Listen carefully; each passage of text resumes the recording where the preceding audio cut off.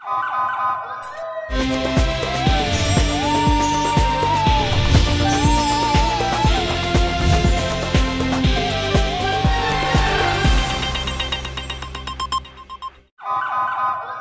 पहले नजर डालते हैं अब तक की बुलेटिन। लाहौर से खबर शामिल करते हैं। जिला इंतजामिया असिस्टेंट कमिश्नर शालीमार इमरान सफदर की ज़र निगरानी टीमों ने ऑपरेशन करके सरकारी जमीनों को वागजार करवा लिया। 2 केनाल 3 मरला सरकारी जमीन 8 बिल्डिंग स्ट्रक्चर को मस्मार करवा कर वागजार करवा लिया।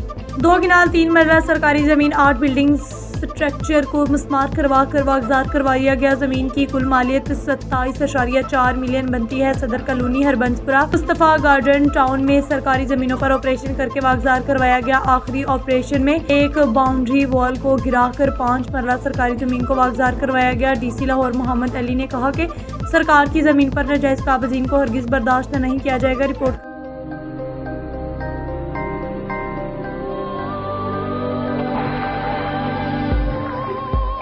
യഥാർത്ഥ ഫ്രൂട്ട്സും 100% നാച്ചുറൽ ഫ്ലേവറുകളും ചേർത്ത ഓട്ടോമേറ്റഡ് അൾട്രാ മോഡേൺ ഫാക്ടറികളിൽ കൈതൊടാതെ നിർമ്മിച്ച ലാസ ഐസ്ക്രീം.